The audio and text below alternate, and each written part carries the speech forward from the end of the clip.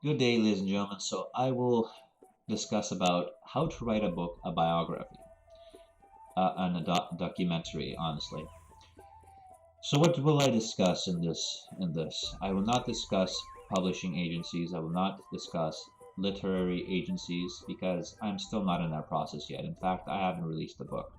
This is a documentary that basically is my timeline of what I was going through while I was writing my book.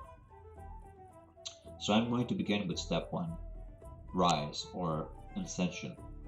And by that I mean is when I started to write the book, I began a prologue, I began a chapter, and then I began to write the entire book. And I had no idea where I was going, how will I start. All I knew is that I had a race called the Harpies that could fly and that were extinct in my first draft of the book. And that I had a second race called the humans, who were steampunks who were trying to destroy all harpies because they were just different. I wrote an 800 page where the humans eventually go to a water dam and destroy it, where water bursts out and kills them all. Then I scrapped the entire thing. Now, why did I scrap it? A lot of people in this world are really touchy, they're really sensitive. And what they're sensitive about is cultural, traditional, racial, color representation. So they're really sensitive about representing a specific demographic, or just no demographic at all. They're always displeased, they're always unhappy. And when I was growing up, I always felt that I was betraying them somehow because of how they voiced their opinions about it. And if you're a writer, it's not really healthy to grow up in a universe like that. It kind of sucks that you have to please a specific demographic just because your parents tell you to, the people around you tell you to. And ascension means, rise means, in my opinion, of what I'm going to tell you now. Where are you from? Where do you hail from? I'm, I'm for instance, I'm from Canada. I lived before in Croatia, and in Croatia, half of them did not even know about World War history. They say that that the Nazis are evil and bad, and I'm not saying that I support the Nazis, but I will also agree that they were terrible and their political ways and everything else. But the point being is the Croatians were hating on them, the Croatian people, but they themselves were Nazis. But they never seemed to acknowledge that. That is, the youth never seemed to acknowledge that. They said, we are communists. Yeah, you are communists, but you were also Nazis before.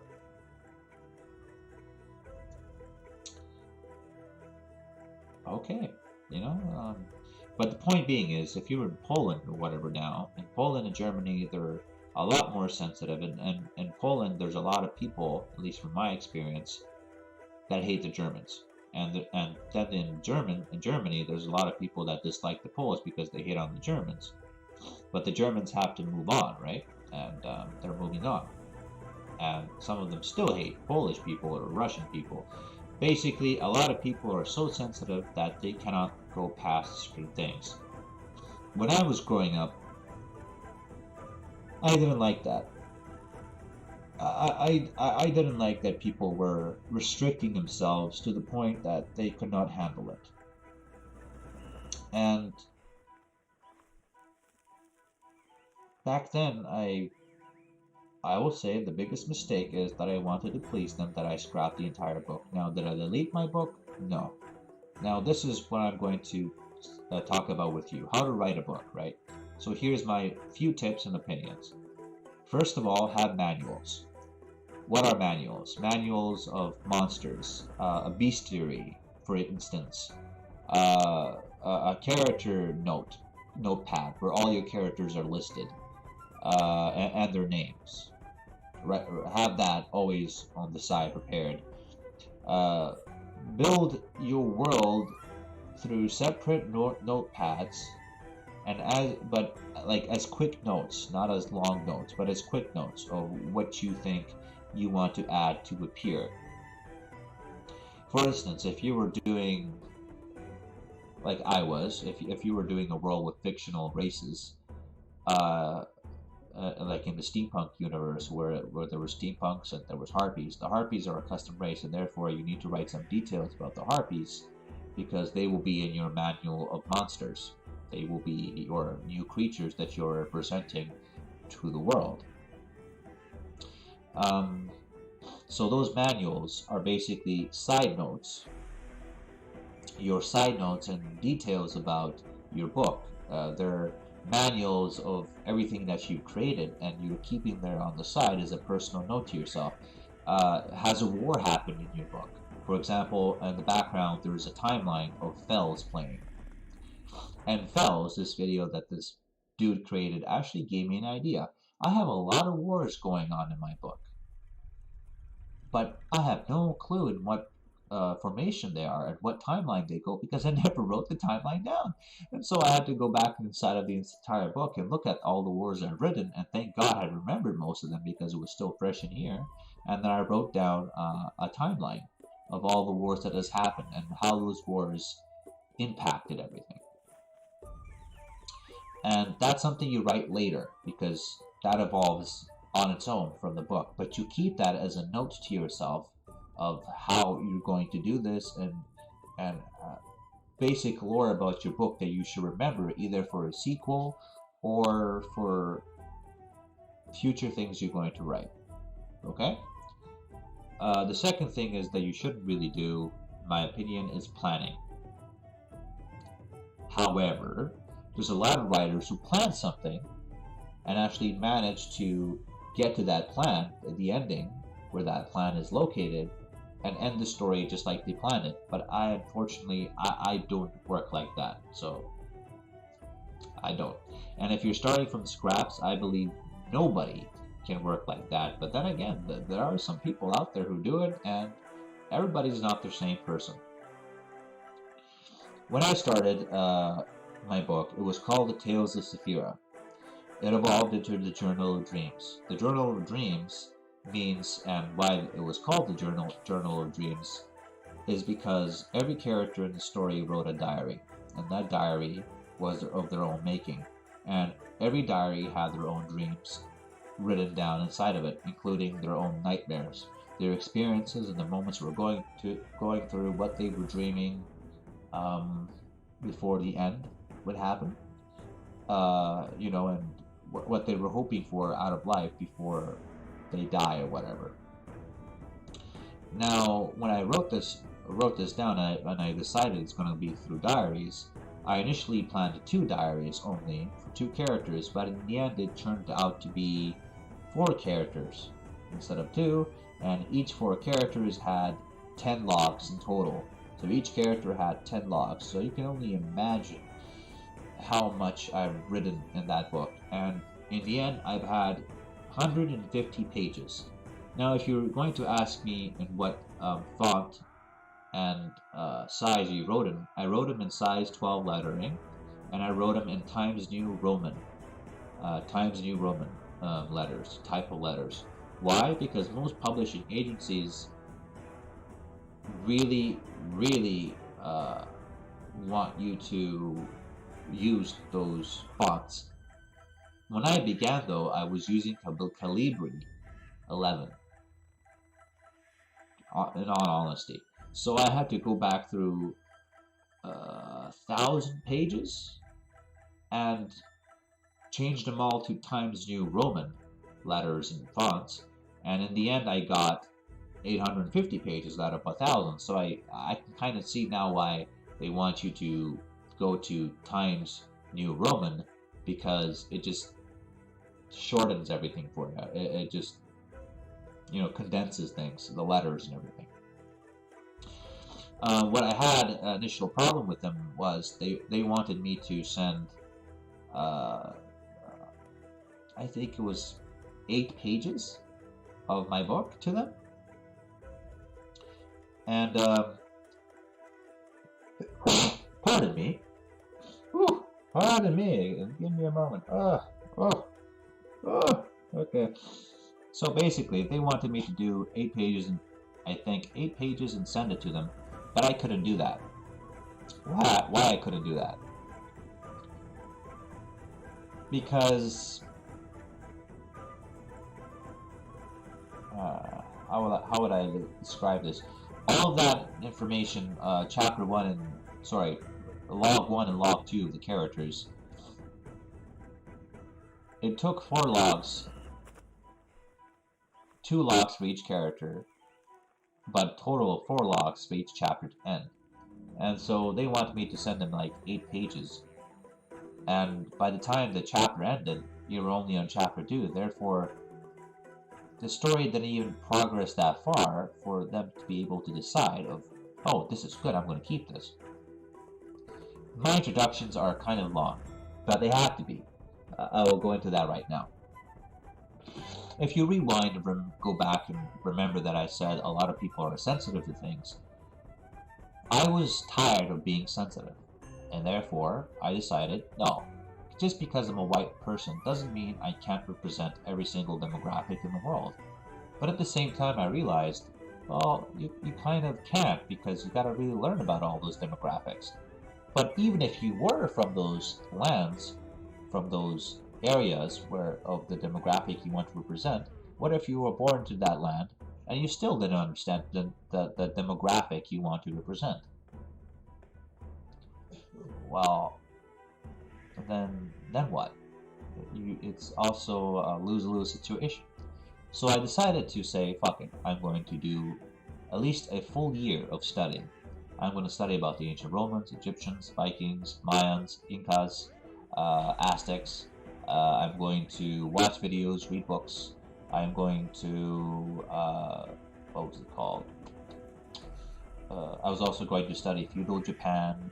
I was also going to study ancient China. And I wanted to condense all those demographics into one book. So from Journal of Dreams, it became Book of Dreams.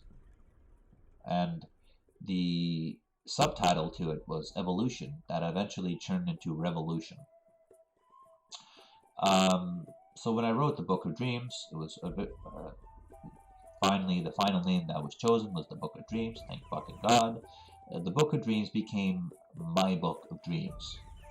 What I wanted to share with everybody, what I dreamt I should share with everybody, what I believe, not believe, but I knew that are my dreams are all inside that book. They led me through a spiritual awakening, a spiritual realization. As I was learning history, as I was learning about war, as I was learning about medieval weapons, armors, about the human state of revolution and evolution, I realized that we've come so far, and all that we have shown for it is death. Death and death everywhere. War, endless war that has only left our world destroyed and thousands of lives lost. And so when the book eventually evolved and became its own thing, I realized that every single society in this book and everything that I wrote in this book is based on, all the settings that I was studying about. I did this to give the reader, the epic fantasy people in gaming, in videos and television, and in other social aspects of life, a means to escape to a world where it does not matter what color your skin is, where it does not matter whether you're blind, whether you're crippled, whether you're this and that. It does not matter. In this world, you can be an ancient Egyptian, you can be a Viking, you can be a Roman, you can be a Maya, an Inca, an Aztecian, you can be a feudal Japanist, and you could be even an ancient Chinese man, all in one book. All in one book. Though, if you notice the pattern here, those people really shouldn't be in the same setting, or have never really met each other in history, in real life history. That's because this is not based on real life history. It's based on fiction. And it only uses inspiration from real world aspects and real world history. But it's not real world history. It's fictional fantasy, epic fantasy history. The Harpy race from the previous book evolved into this one, becoming the ancient Romans or the ancient Draconians. And there are flying people with shields. So you can only imagine how it would look to have flying harpies in the sky with a Tetsudo shield formation, like a ball in the sky. And you can kind of see why I decided, oh yeah, the harpies are going to be ancient Romans. For the Egyptians, I've chosen a blind race of elves. Yes, the elves are blind in my book. Sue me, hate me for it, I don't give a fuck, but they're blind people. They're born blind, and there's a lot of more detail I will go into them, but they're not like your typical elves. And they have claws, they have paws, they have long, slender ears, but also there's half-bloods and pure-bloods, so I have to go into a lot of detail if I wanted to really talk about my races. A lot of fucking detail. A lot of detail. Just a lot of detail. There's humans, who are the weakest race in my book. And there's the Khazari, that it's an underwater race. If you kind of realize it, if you kind of see how I designed it, harpies are flying people, angelic kind of people, elves are blind sort of people, crippled sort of people, the Khazari are underwater people, and the humans are just regular landfolk who can see. And all of these represent their own society. The Harpies represent the ancient Draconians, that is the ancient Romans. The Elves represent the Amorians and the Amayans, that is the ancient Egyptians and ancient Mayas, Aztecs, and Inca people. And then we have the Khazari, who represent an underwater Viking society, and also the humans that also present the land Viking society, as well as native Aboriginal peoples and African tribes. So, in other words, I condensed all demographics into one single book, explained them in perfect detail, and I've also explained the type of clothing they wear. I've explained what type of weapons they use, the type of formations they're in, the type of military ranks that exist. Everything that I've learned, I've thrown into this book. Because this was my book of dreams, and I said nothing will restrict me from using this real life sort of, the real life things that I've learned. Nothing will restrict me. I will not allow them to restrict me. And as I wrote this book of dreams for myself to be my own escape in my own fantasy universe where I can find peace and where I cannot be hounded day and fucking night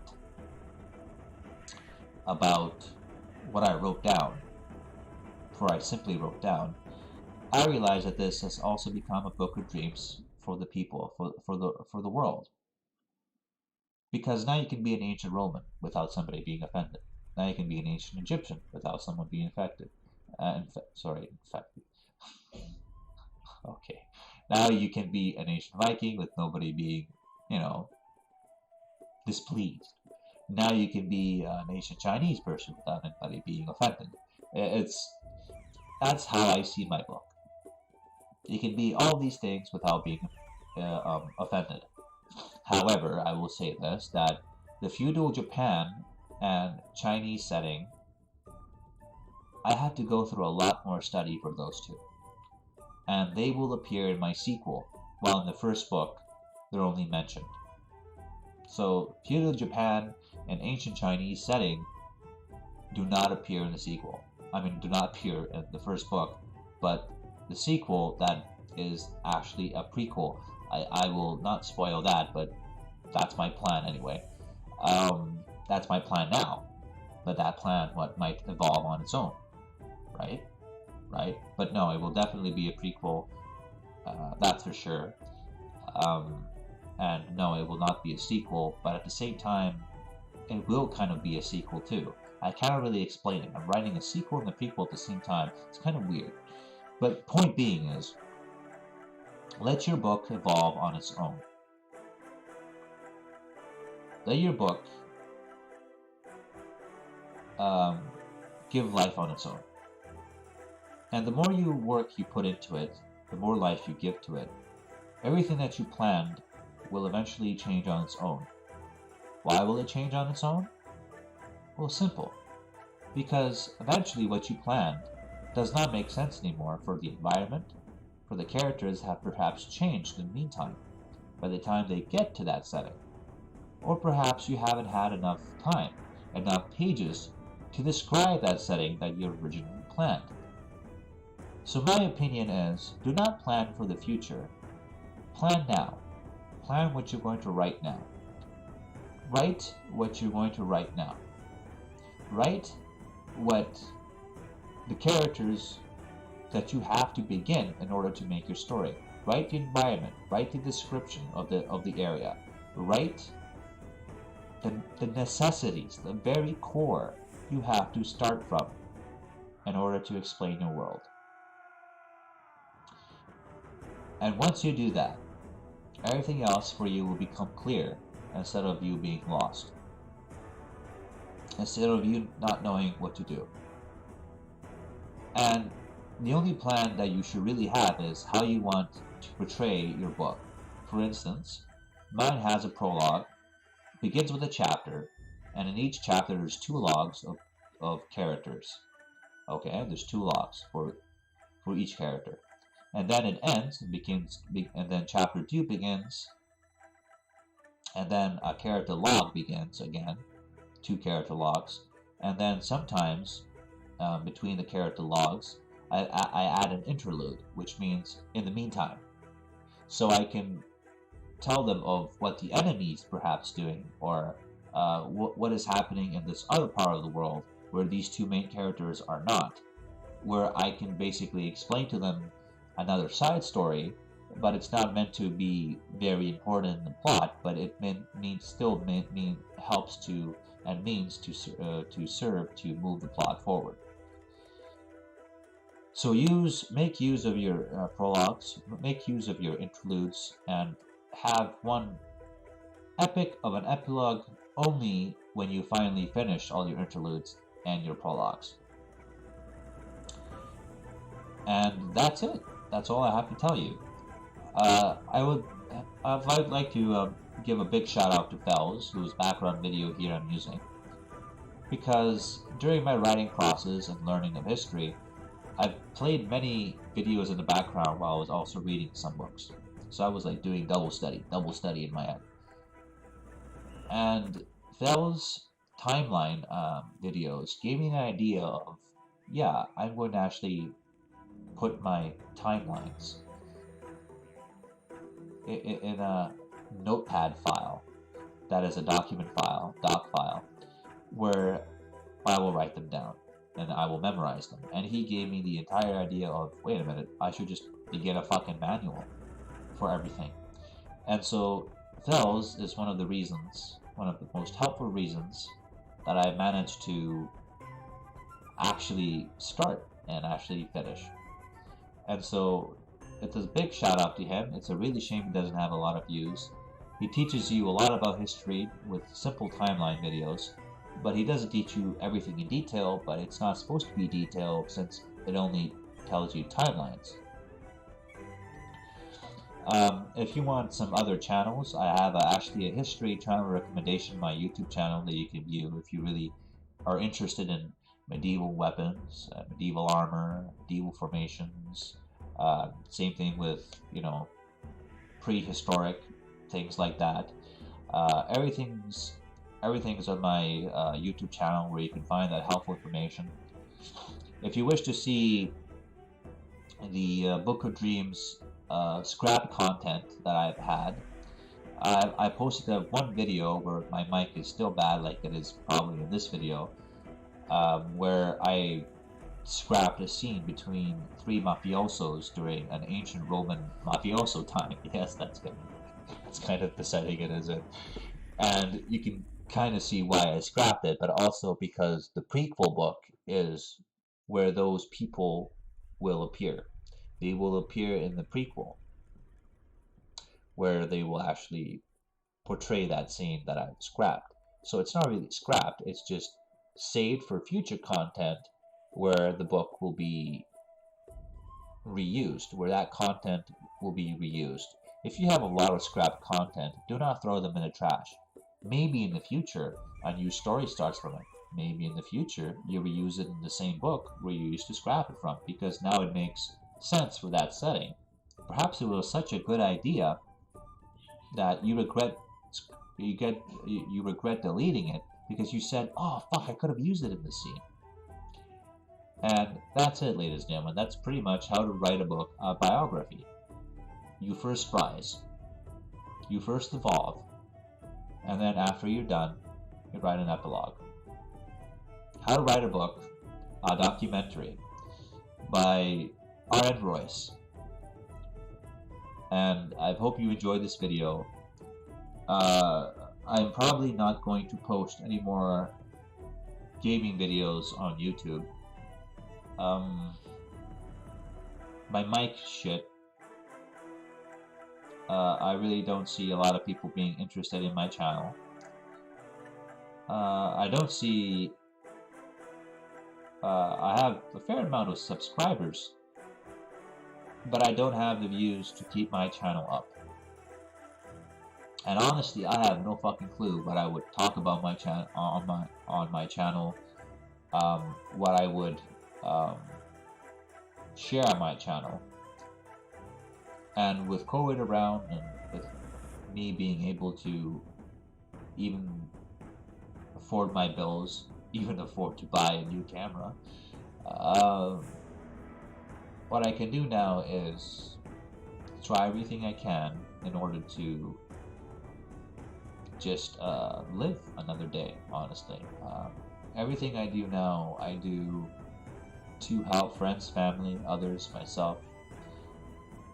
And I really have no time for videos. And unfortunately, it takes a lot of times for you to make something that's compelling. Now, I love games, and I really love gaming, but I'm not like the Act Man. I really cannot do what he does. I do not have the patience to edit. And if you don't have the patience to be a video maker, well then, what do you have? What do you have patience for? And I have patience to be, you know, like a bookmaker. I haven't published my book, but if you really are interested in how that process works, you need to first find a literary agent. The literary agent is the one that corrects your words for you and also finds other publishing agencies to publish it for you. If you can't find a literary agent, sometimes you can always go to the publishing company immediately, but perhaps they will decline you. Just so you know, I have sent my book in, and I have a strange feeling I will be declined. And I don't know what date it is today, but as I'm saying this, I have this really strange opinion that I will be declined. But deep down inside, I feel my book is very great. I feel that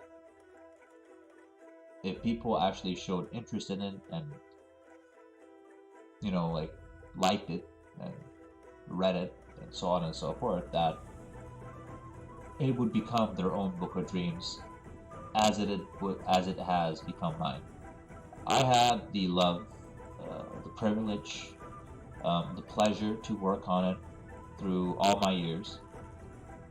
It was the longest, most exhausting project I've ever worked on. Spiritually, it has changed me inside. Culturally, traditionally, and thinking and my view on the world, it has changed me, because when you know everything about history and everything that has occurred, what has happened, you're kind of thankful for the time you're in. But you also, now that you know all these things, you know that a lot of people in this world are unfortunately brainwashed. And my book even talks about political issues, economic issues, the people's issues. It mentions LGBTQ only once, but it doesn't really talk about it because, again, that's for the sequel. It's not for this book. And it talks about a lot of frustrations that I have been through and that others have been through, and restrictions that we are evolving into as a society. Now that the world war has ended, you expect that the world would be a better place, more peaceful, and the America would represent the land of freedom and optimism. But it doesn't do that. It instead restricts everything, and it's far more racist, far more vulgar than any country on this planet. And now, a lot of people are probably from America going to hate me when I say that, but I just want you to remember this. If you go to Europe right now and ask any European their opinions about America, they hate you. And they don't hate you because you came and eventually won with the Allies. They don't hate you because of that. They hate you because you're just being a dick lately. And if a bully is being a dick, expect for the little people to hate you. That's how it is. No, stop. What do you want? Okay, just...